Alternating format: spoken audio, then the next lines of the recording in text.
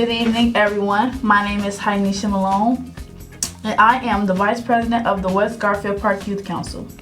And we believe that we are the solution to the issues in our community. Our theme is Nothing With Us, Without Us. The West Garfield Park Youth Council is sponsored by Fathers Who Care, which is a nonprofit organization located on the west side of Chicago within the West Garfield Park community. Again, everyone, my name is Hainisha Malone. I am the Vice President of the West Garfield Park Youth Council. The West Garfield Park Youth Council is comprised of young people from our community whose focus and concern is youth leadership and a voice within the community to reduce senseless violence and illegal substance use. We invite people from all over, especially young people, to come in and see what we are all about. Our show will be scheduled every Thursday at 7 p.m. Again, that is every Thursday at 7 p.m. Our show can also be viewed online at www.cantv.org/live. Again, that website is www.cantv.org/live. And this is the West Garfield Park Youth Council. Everyone, I would like to introduce my guest for today. This is Asia Fulcher, and she is a senior at Bradley Bourbonis Community High School, and she is the first Black Student Union president. Would you like to talk a little about that? So last year, around February, me and a few constituents of mine talked to a few advisors and really created a safe space for the Black people in my school. It's a predominantly white area, it's a predominantly white school, and we don't have a lot of representation in classrooms or even in discussions about anything that's prevalent to us. So creating something like this is giving a space and a backbone for African American students at my school. Oh, that is good. That is so nice. So they how did you get that started? Cause since it's predominantly white, is it the staff is predominantly white too, or were they with y'all 100%? Last year we had 3 Black teachers. This year we have 1 Black teacher. So they got fired? No, they left. It shows you how good the school is when all the Black teachers leave, you know? Mm-hmm. But so y'all did that after they left? We were there. We started when there was 3 Black teachers. Oh, okay. When we're steady treading forward when there's only 1 Black teacher. Let's hope there's some more next year. That's good. So thank you for being a guest on tonight's show. Again, my name is Hainisha Malone, and I am the Vice President of the West Garfield Park Youth Council. You are watching a live interactive call-in television program brought to you by CanTV 21. During the next 25 minutes, we are going to discuss our African American teens impacting change. And today's topic again is African Americans teens impacting change. And now, Asia, I have a few questions for you. The first question is, what is your purpose? Well, for me, I feel like it's important to differentiate your purpose from your passion. And my passion is directing and visual art and expression, but my purpose is to help my community. And I know that's a very vague and blatant statement, but it's because it covers so much. Mm-hmm. So many things I want to do with helping children education or even helping other Black film creators and directors be more seen in the visual light because we're underrepresented in that field. Oh, that's nice. So, Asia, can you give us background on you and your school / the neighborhood? I'm from Bourbonnais. It's a small town, maybe 10 minutes, 15 minutes from Kankakee. It's real kind of country. There's a lot of cornfields. My elementary school was across the street from a whole huge cornfield. We even did fire drills out there. It's weird. I'm 18. I'm about to graduate tomorrow, and to graduate tomorrow. And after this, I plan to do really big things. No, that's right. Oh, are you going to college? Yep, I plan to attend Grambling State University. Yeah, congratulations. Thank you. So what inspired you to go to a HBCU, and what are you majoring in? My cousin, she attended HBCU out of Alabama, Miles College, and when she would come back for the summer break or spring break, and whenever she'd come to visit, she would talk about the experiences she had. And I never had really an HBCU experience going to a PWI, so her bringing that to me made me feel like I should go. And not in just your cousin said do it, so you should do it. I never had a community like that. Right. And I want to experience that. Own. Yeah, majority of my peers are just this small. And at HBCU, it's the whole school. It's everybody. Right. So, Asia, can you tell us about the impact that you're making at your high school? Okay, so I am the founding Black Student Union president at BBCHS. Some of the things we do, we're creating a safe space where we teach not only about history, but about different things in the Black community, and we give Black students an outlet for their voices.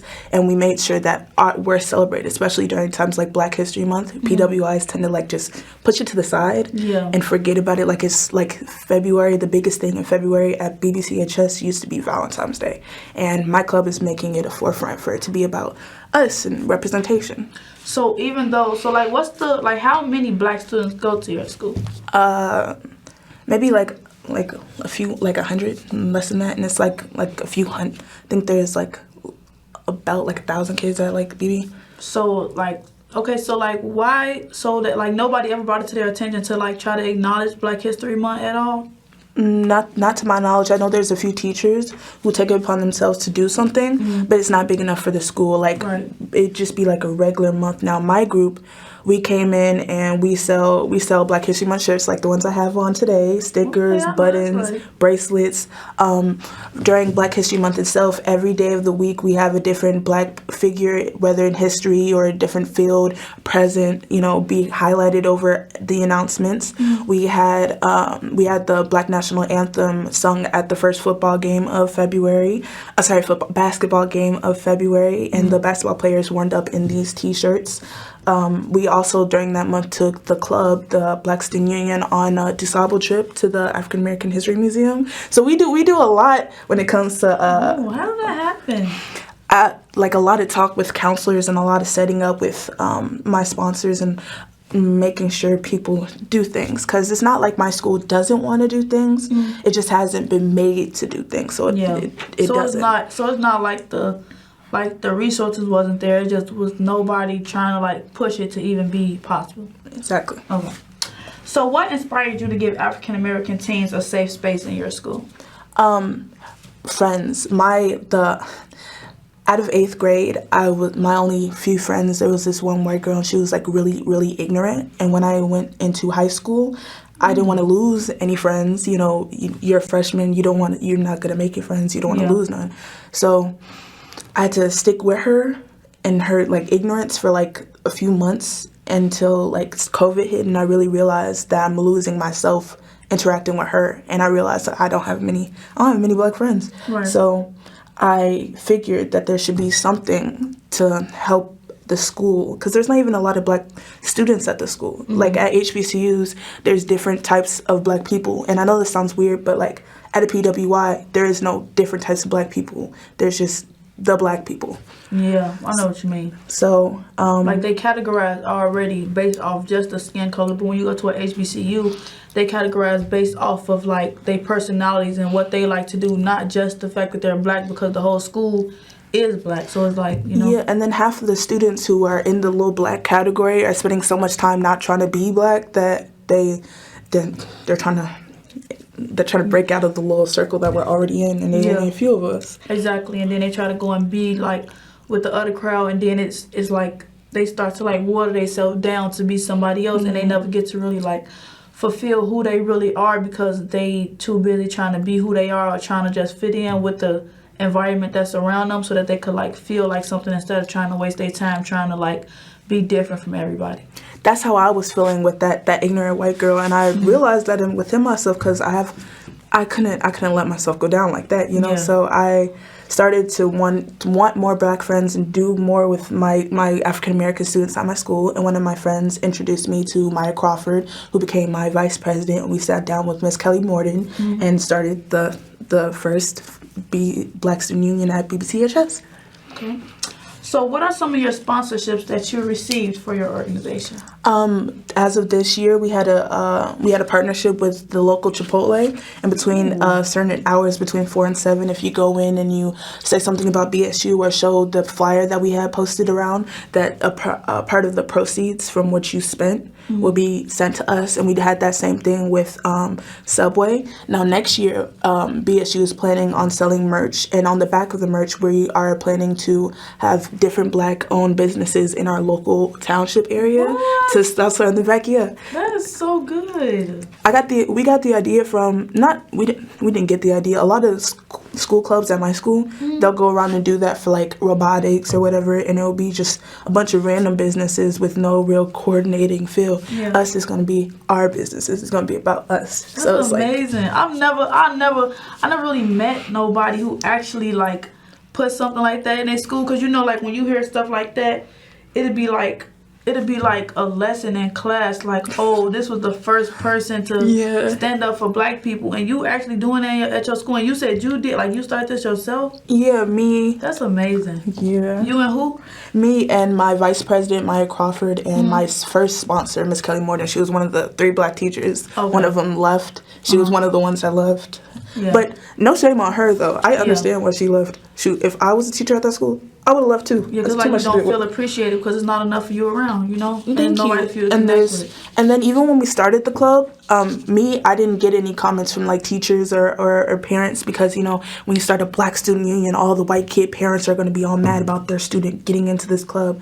So I wanted it to be Black owned. That's what I'm saying. I wanted it to be like Black only to make it an actual safe space, but you can't do that in a school. So we are allowed to predominantly white. Yeah, so we allow other people to come in, but they don't. And when we first started, Miss Kelly Morton was getting some like egregiously bad emails from parents and concerned people that should have just minded their business. So they wanted to be in the group for Black people. Why?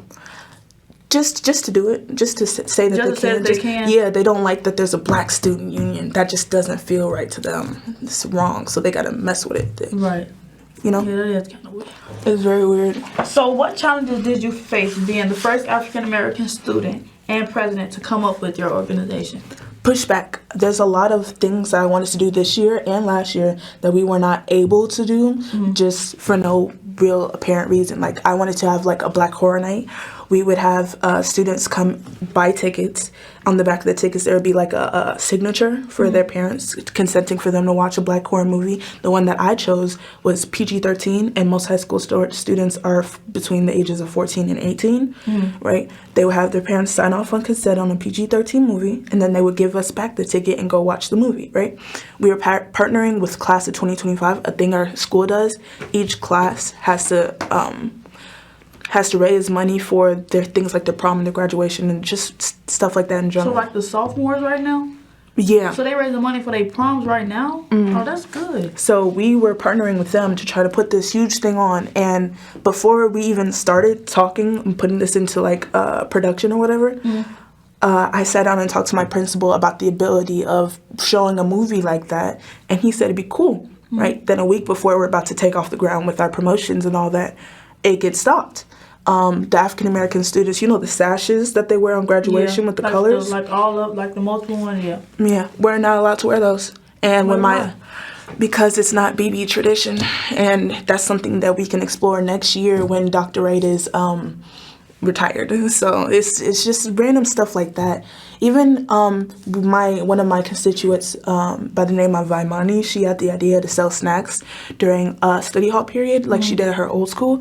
And a lot of the students from my school, they tend to go to the gas station in the morning to go get like a Monster or just some chips or something. Yeah. So BSU would be earning that money and putting it into our group, right? Yeah. And we were talking about this last year, and we talked about it this year, and we were denied, right? But then Class of 2025 got to sell things during that same hour, ungloved, unsanitary. That was kind of unsanitary, just randomly. So it would just be what? Popcorn. Oh, without gloves on? Without gloves on. I'm not trying to shame my school, but at the same time, they were able to do something we've been trying to do for months, and it wasn't even something big. It was popcorn. We're trying to sell enclosed snacks that were going to be approved. You know, we're trying to raise money so we can do things like take all of our students on an HBCU tour, right. and that was stopped for no apparent reason. But Class of 2025 got to do what they wanted to do. So it's just little things like that, little pushbacks that will continuously set us back. Because even with the horror night, even with certain events, if you get pushback from one thing, you're going to get pushback from another thing. Yeah. So we wanted to have a Christmas thing we couldn't do. We wanted to do a bunch of things that would be similar to the Black Horror Night that were never shown at BB because of how BB didn't let us. So they turned it down because y'all black. Well, they didn't say that, but yeah, basically. Right. Okay. So how did it feel to be at a school that didn't cater to African American students' culture? It's like being a student, but not being like anything else. It's like being not invisible, but invisible. They recognize you as like a student in academics and a student in this, but when it comes to your culture, it's like they don't care. Yeah, they don't really like pay attention to it. Like Black History Month was nothing, right?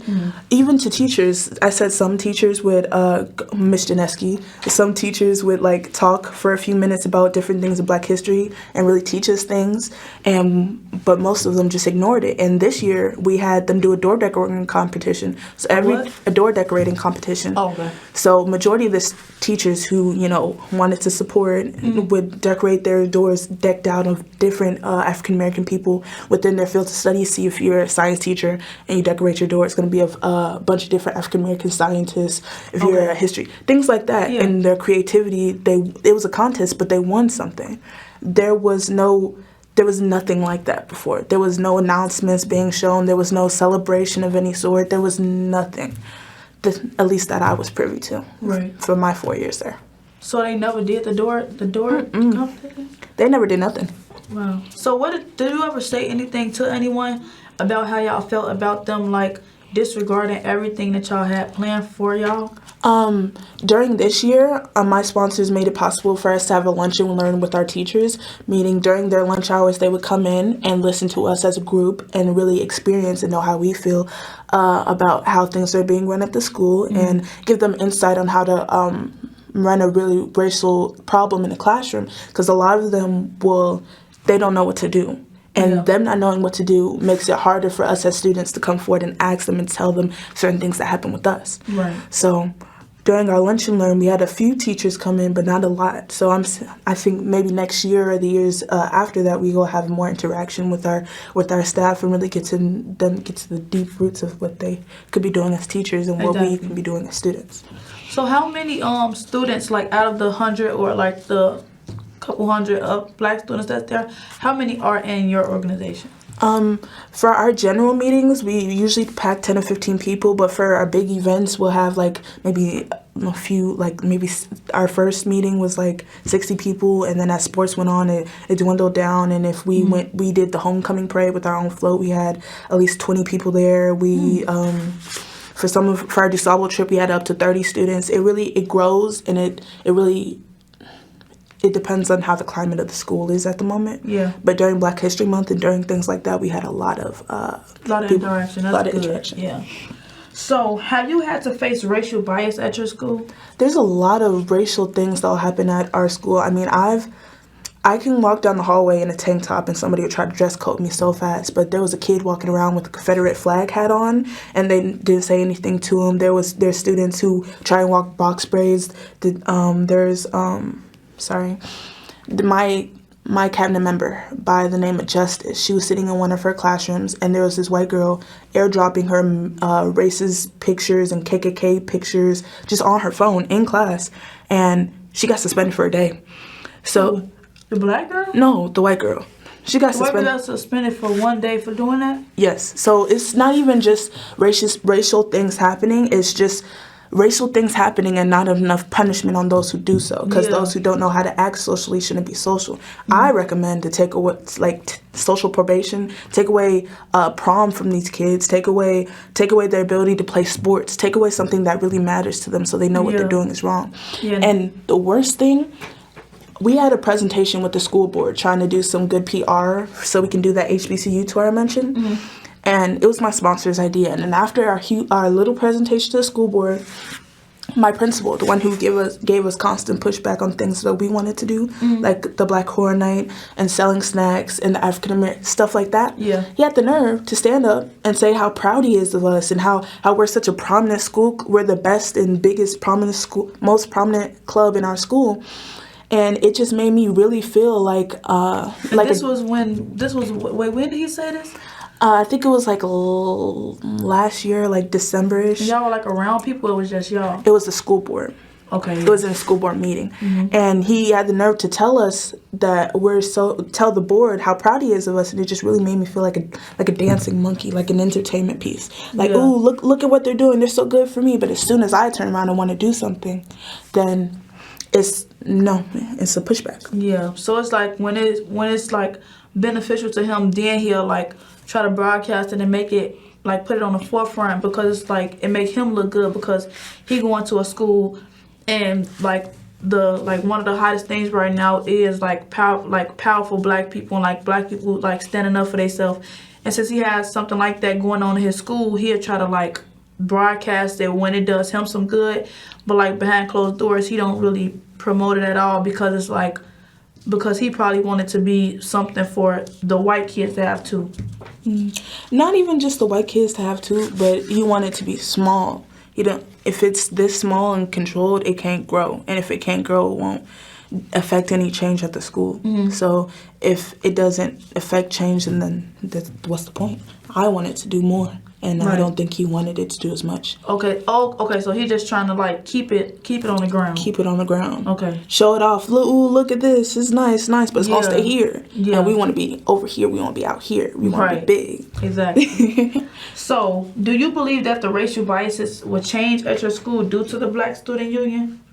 Possibly. I mean, everything takes time. Yeah. And especially with such a closed-minded school and such a prominent group, after maybe years and years and years of us being a Black Student Union, we'll see a bunch of major changes, especially because we got a new principal coming in this year. And I've sit down and had personal talks with him. He attended our Lunch and Learn not only once but twice, and he really shows interest in what we have to say as Black students. So maybe with different open-minded people, maybe with people who want to be open-minded, and the students themselves, if after a few years of getting those all really together, we'll get some changes in that racial bias at our school. Why did they say y'all couldn't wear the things again? Because it's not BB tradition. Like it's not something never start will never become until they start. Yeah, he said it's something that we could explore next year.